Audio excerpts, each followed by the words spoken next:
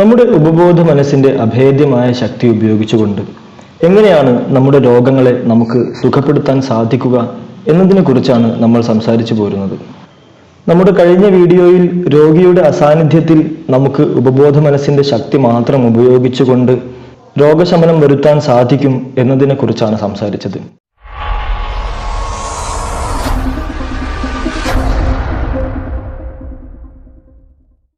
ഇനി ഇന്നത്തെ വീഡിയോയിൽ നമ്മുടെ ഉപബോധ മനസ്സിന്റെ ചാലകോർജ പ്രവർത്തനത്തെക്കുറിച്ചാണ് സംസാരിക്കാൻ പോകുന്നത്.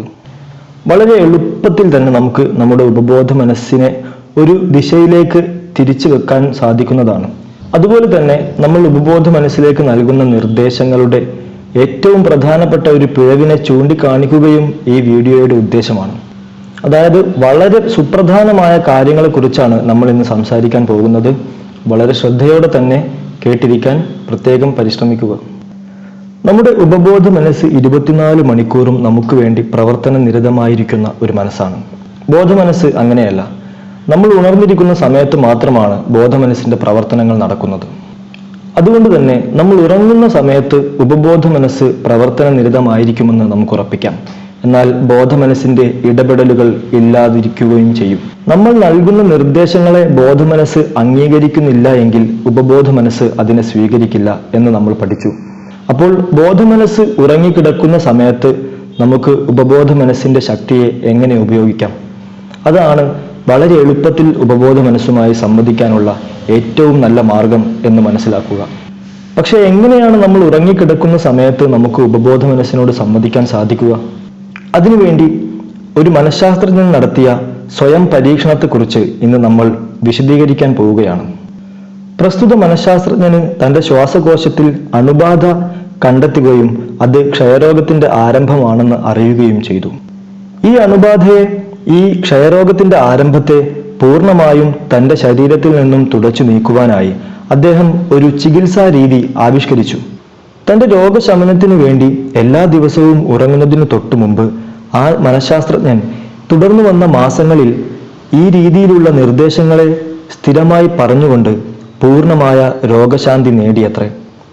1-2 മാസങ്ങൾക്ക് ശേഷം അദ്ദേഹം നടത്തിയ എക്സ്റേ പരിശോധനയിൽ പൂർണ്ണമായും രോഗവിമുക്തി അദ്ദേഹത്തിന് കണ്ടെത്താൻ സാധിച്ചു. വാസ്തവത്തിൽ ഇത് വളരെ ആശ്ചര്യകരമായ ഒരു കാര്യമായി നമുക്ക് തോന്നും. ആ മനഃശാസ്ത്രജ്ഞൻ എന്തുകൊണ്ടാണ് പൂർണ്ണ ആരോഗ്യത്തിലാണെന്ന് ഉറങ്ങുന്നതിന് മുമ്പ് വീണ്ടും വീണ്ടും ഉറപ്പിച്ചു പറഞ്ഞത്? ഇതിനുള്ള മറുപടിയായി അദ്ദേഹത്തിന്റെ ഭാഗം ഇങ്ങനെയാണ്: ഒരിക്കൽ നിങ്ങൾ നമ്മുടെ ഉപബോധ മനസ്സിന്റെ ചലനാത്മക ശക്തിയെ ഏതെങ്കിലും ഒരു ദിശയിലേക്ക് നയിക്കുകയാണെങ്കിൽ നിങ്ങളുടെ ഉപബോധ മനസ്സ് നിങ്ങളുടെ ഉറക്കത്തിലുടനീളം ഈ ചലനത്തെ തുടർന്നുകൊണ്ടേയിരിക്കും. ഉപബോധ മനസ്സ് പ്രയോജനകരമായി പ്രവർത്തിക്കുന്നതിന് വേണ്ടിയാണ് തന്റെ നിർദ്ദേശങ്ങൾ ഉറക്കത്തിന് മുമ്പ് നൽകുന്നത്. നമ്മൾ ഉറങ്ങുന്ന സമയത്ത് നമ്മുടെ ബോധമനസ്സ് പ്രവർത്തനരഹിതമായിരിക്കുകയും ഉപബോധ മനസ്സ് പ്രവർത്തന നിരതമായിരിക്കുകയും ചെയ്യുകയാണല്ലോ. അപ്പോൾ ഉറങ്ങുന്നതിന് മുമ്പ് ഇത്തരത്തിലുള്ള നിർദ്ദേശങ്ങൾ നമ്മൾ ഉരുവിട്ടുകൊണ്ടിരിക്കുകയാണെങ്കിൽ, ആ നിർദ്ദേശങ്ങളുടെ ഫലപ്രാപ്തിയെ കുറിച്ച് ചിന്തിച്ചുകൊണ്ടിരിക്കുകയാണെങ്കിൽ, അവസാനത്തിൽ ലഭിക്കേണ്ട ലക്ഷ്യ സഫലീകരണത്തെക്കുറിച്ച് ചിന്തിച്ചു കൊണ്ടിരിക്കുകയാണെങ്കിൽ തീർച്ചയായും നിങ്ങളുടെ ഉപബോധ മനസ്സ് നിങ്ങളുടെ ഉറക്കത്തിലുടനീളം ഇതിനെ ആവർത്തിച്ചു കൊണ്ടിരിക്കും. 1-2 മാസങ്ങൾ തന്നെ ഇങ്ങനെ ചെയ്യുമ്പോഴേക്ക് നിങ്ങൾക്ക് ഫലപ്രാപ്തി കൺമുന്നിൽ കാണാൻ സാധിക്കുന്നതാണ്. തന്റെ പൂർണ്ണമായ ആരോഗ്യത്തെപ്പറ്റിയും പൊരുത്തത്തെപ്പറ്റിയും ചിന്തിക്കുന്ന സമയത്ത് ആ മനഃശാസ്ത്രജ്ഞൻ തന്റെ നിർദ്ദേശങ്ങളിൽ ഇപ്പോഴുള്ള തന്റെ ആരോഗ്യസ്ഥിതിയെ പേര് പറഞ്ഞ് പരാമർശിച്ചിട്ടില്ല എന്നത് വളരെ ശ്രദ്ധേയമാണ്. നമ്മുടെ ഉറക്കത്തിന് മുമ്പുള്ള, അതുപോലെ തന്നെ നമ്മുടെ ഉറക്കത്തിന് ശേഷമുള്ള അരമണിക്കൂറുകളെ പ്ലാറ്റിനം ടൈം എന്നാണ് സൈക്കോളജിയിൽ പറയുന്നത്. ഈ സമയത്ത് നിങ്ങൾ ബോധത്തിലിരിക്കുന്ന മറ്റുള്ള സമയങ്ങളെക്കാൾ കൂടുതൽ നിങ്ങളുടെ ഉപബോധ മനസ്സ് പ്രവർത്തിച്ചു കൊണ്ടിരിക്കുന്ന സമയമാണ്. അതുകൊണ്ട് തന്നെ ഉറക്കത്തിലേക്ക് നയിക്കുന്ന ഇത്തരം മണിക്കൂറുകളിൽ നിങ്ങളുടെ അസുഖത്തെ പറ്റിയോ അല്ലെങ്കിൽ നിങ്ങളുടെ ബുദ്ധിമുട്ടുകളെ പറ്റിയോ നിങ്ങൾക്കുണ്ടാകുന്ന ശല്യങ്ങളെ പറ്റിയോ അല്ലെങ്കിൽ അവയുടെ പേര് എടുത്തു പറയാനോ പാടില്ല എന്ന് വളരെ വ്യക്തമായി മനസ്സിലാക്കേണ്ടതുണ്ട്. ഇങ്ങനെ ചെയ്താൽ നിങ്ങൾ ഈ പ്രശ്നങ്ങൾക്ക്, നിങ്ങളുടെ ബുദ്ധിമുട്ടുകൾക്ക്, നിങ്ങളുടെ അസുഖങ്ങൾക്ക് കൂടുതൽ ശക്തി പകരുകയാണ് ചെയ്യുന്നത് എന്ന് മനസ്സിലാക്കുക. അതുകൊണ്ട് തന്നെ ഏത് തരത്തിലുള്ള ഒരു ഫലപ്രാപ്തിയാണോ നിങ്ങൾ ലക്ഷ്യമാക്കുന്നത്, ആ ഫലപ്രാപ്തിയുടെ നേരെ വിപരീതമായിരിക്കും നിങ്ങളിലേക്ക് വന്നു ചേരുക എന്നതാണ് ഏറ്റവും സങ്കടകരമായ കാര്യം. രോഗങ്ങളുടെ കാര്യത്തിൽ നിങ്ങൾ രോഗങ്ങൾക്ക് നൽകുന്ന ശ്രദ്ധയും ആ രോഗങ്ങളെ പറ്റിയുള്ള ഭയവും അവയ്ക്ക് ജീവിച്ചിരിക്കുവാനുള്ള ഒരു ജീവാമൃതമായി പ്രവർത്തിക്കും. അതുപോലെ തന്നെ നേരത്തെ സൂചിപ്പിച്ച മനഃശാസ്ത്ര വിദഗ്ധനെ പോലെ നിങ്ങളും ഒരു മാനസിക സർജനായി മാറാൻ ശ്രമിക്കേണ്ടതുണ്ട്.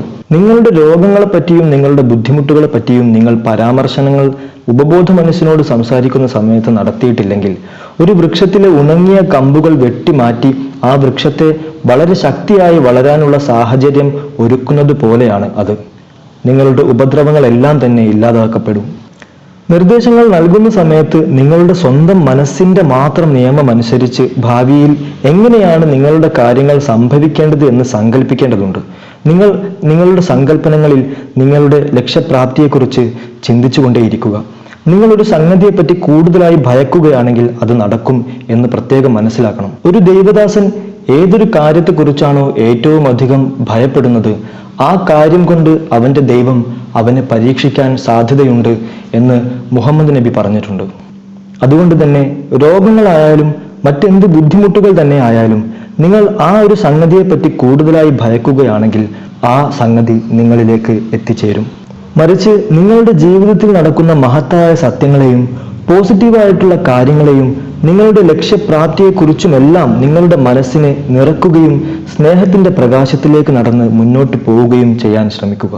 അപ്പോൾ ഇന്നത്തെ വീഡിയോയിൽ പ്രധാനപ്പെട്ട 2 കാര്യങ്ങളാണ് നാം പ്രതിപാദിച്ചത്.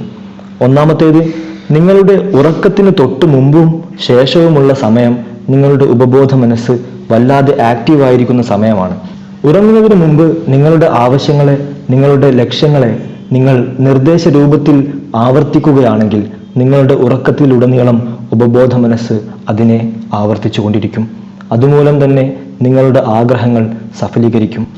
പ്രത്യേകം ശ്രദ്ധിക്കേണ്ട കാര്യം, നിങ്ങൾ ഇത്തരത്തിൽ നിർദ്ദേശങ്ങൾ നൽകുന്ന സമയത്ത് ഏതൊരു ലക്ഷ്യ സഫലീകരണമാണോ നിങ്ങൾ ആഗ്രഹിക്കുന്നത് ആ ലക്ഷ്യ സഫലീകരണത്തെക്കുറിച്ചുള്ള ദൃശ്യത്തെ മനസ്സിലേക്ക് കൊണ്ടുവരാൻ ശ്രമിക്കുക. ആ ലക്ഷ്യം സഫലീകരിച്ചതിന് ശേഷമുള്ള കാര്യങ്ങളെ നിങ്ങളൊരു ചിത്രരൂപത്തിൽ മനസ്സിലേക്ക് കൊണ്ടുവരാൻ ശ്രമിക്കുക. ആ ഒരു അവസ്ഥയെ അനുഭവിക്കുന്നതായി നിങ്ങൾ സങ്കല്പിക്കുക. ഇനി പ്രധാനപ്പെട്ട കാര്യങ്ങളിൽ 2ാമത്തെ കാര്യം, നിങ്ങളുടെ അസുഖത്തെ പറ്റിയോ നിങ്ങളുടെ ബുദ്ധിമുട്ടുകളെ പറ്റിയോ നിർദ്ദേശങ്ങളിൽ ഉൾപ്പെടുത്താൻ പാടില്ല എന്നതാണ്. ഇങ്ങനെ ചെയ്യുന്നത് നിങ്ങളുടെ ഉപബോധ മനസ്സിലുള്ള നിങ്ങളുടെ അസുഖത്തിന്റെ അല്ലെങ്കിൽ നിങ്ങളുടെ ബുദ്ധിമുട്ടിന്റെ ചിന്തയ്ക്ക് ശക്തി പകരുന്നതും തന്മൂലം നിങ്ങളിൽ നിന്നും അത് വിട്ടുമാറാതിരിക്കാൻ സാധ്യത ഉണ്ടാവുകയും ചെയ്യുന്നു. എല്ലാവർക്കും പൂർണ്ണമായ ആരോഗ്യം തന്നെ ആത്മാർത്ഥമായി ആശംസിച്ചുകൊള്ളുന്നു. അടുത്ത വീഡിയോയിൽ നിങ്ങളുടെ ആരോഗ്യത്തിന് പ്രയോജനകരമായ കാര്യങ്ങളുടെ സമ്മറിയാണ് ഉദ്ദേശിക്കുന്നത്. ഇന്നത്തെ വീഡിയോ ഇഷ്ടമായവർ ലൈക്ക് ചെയ്യാനും മറിച്ചുള്ളവർ ഡിസ്ലൈക്ക് ചെയ്യാനും മടിക്കരുത്. നിങ്ങളുടെ വിലയേറിയ അഭിപ്രായങ്ങളും നിർദ്ദേശങ്ങളും കമന്റ് ബോക്സിൽ പ്രതീക്ഷിച്ചുകൊണ്ട് ഇന്നത്തേക്ക്